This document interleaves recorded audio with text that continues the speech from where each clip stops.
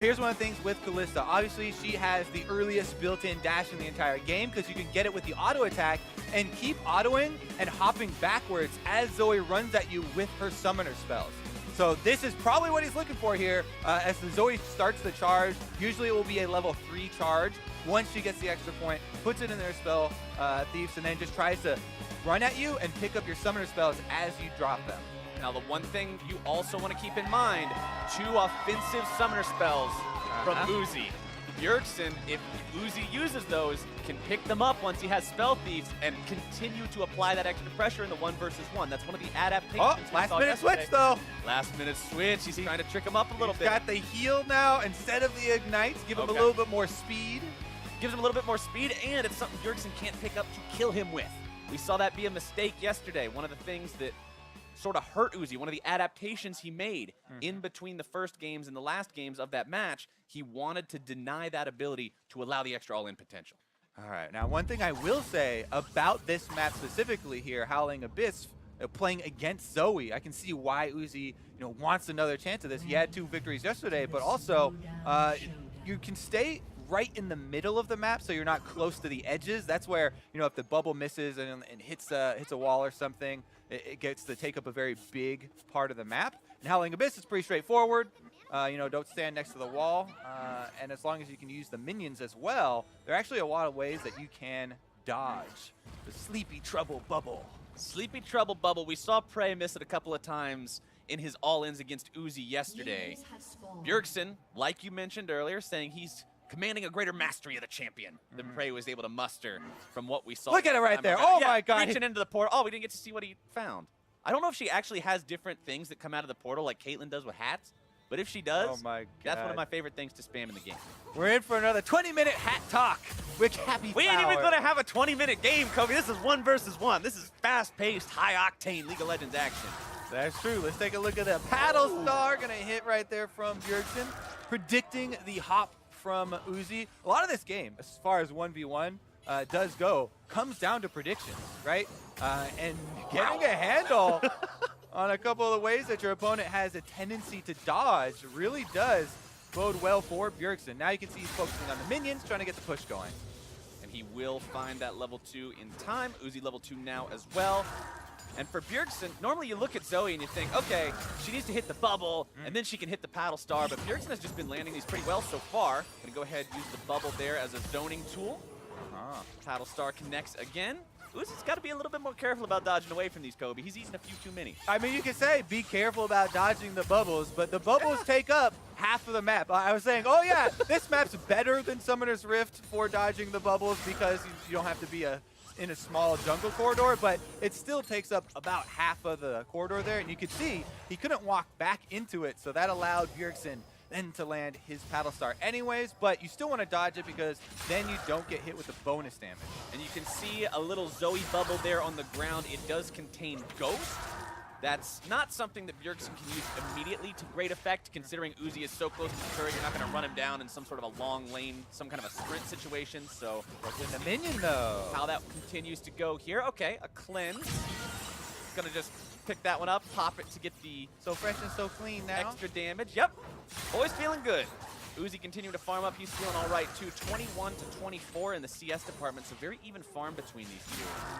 So many times in these 1v1s, you see somebody play, you either play for farm or you play for push. And both these guys seem to be playing the farm game the same as Bjergsen, looking to go in now, able to find the Sleepy Trouble bubble. Paddle Star finds its way onto Uzi, who pops the heal. Oh! Nearly down.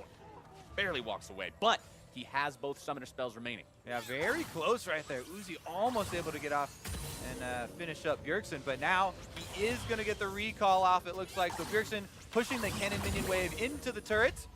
Will Bjergsen go up and grab that heal, or will he get back right now? I'm going to go with option number 2 because it's later, and I can see that he already chose that option. I was going to say, you're cheating, and you're looking at the monitor that has the option anyway. You already know. Meanwhile, he was able to perk up the extra 4 potions right there for Bjergsen, so he has a lot of sustain coming back to this matchup. Yes, Uzi is an AD carry, and he does have lifesteal on the double Dorans, but that doesn't mean as much as the constantly chugging potions that we'll see here. Bjergsen now trying to thin out the wave, see if he can look to gain control again. And I mean, potions are such a big part of these 1v1s, right? It's like Papa Smithy said, this is laning. You are essentially just playing through an exaggerated laning phase that the jungler can't mess with. And you've got to respect the value of the potions in that. Bjergsen gonna go ahead, drop an Ignite that he picked up onto Uzi there. Battlestar trying to come back in. Does manage to find him, utilizing the ulti. Nice job there on Bjergsen, giving himself that extra little bit of range, but Uzi still looks just fine, using his own potion to heal back up. But Bjergsen feeling a bit more comfortable now. Has that extra reach with the ulti, but you have to remember, Zoe's ult doesn't really add a big oomph like most other champions. Well, Kalista's ultimate has nobody. Doesn't do anything on a to one versus partner one. with. She actually just can't do anything with it. Bjergsen finds the sleepy trouble bubble, can't get a paddle star in time, just goes for the auto attack. Remember, once somebody does go to sleep from the bubble, the next source of damage to hit them will wake them up from the CC, but will also deal double damage up to a cap. So you got to make sure you try to hit him while he's asleep if you can. 51 to 46 in the CS department. Bjergsen continuing to push up now. Abuse the AoE on the paddle star. Yeah, that's the #1 rule of most fights, actually. If they fall asleep while you're fighting them, get your hits in then. Just hit them with something. It don't matter. Easy. Regardless, though, we do have some rune information coming in now as well. And it does look like, you know, we're talking about the secondary choices. Bjergsen, once again, has gone for the biscuit delivery, as well as the futures market, where you go into debt, buy some more potions, and it gives you this amount of control that we're seeing here, where he has the extra sustain. Whereas Uzi has gone for the second wind, as well as the mirror shell this time around for the flat magic resist. You know, that's coming from the resolve tree, so gives you a bit of more sustain, but not quite as high of an impact as the extra potions. Now you see, I think that's, Uzi's thinking in terms of Summoner's Rift, right? Because on Summoner's Rift, secondary resolve tree can be great. If you're going into a lane like this, you think you're going to take some damage. Second wind's like a Dorian shield passive, mirror shell, it's extra MR.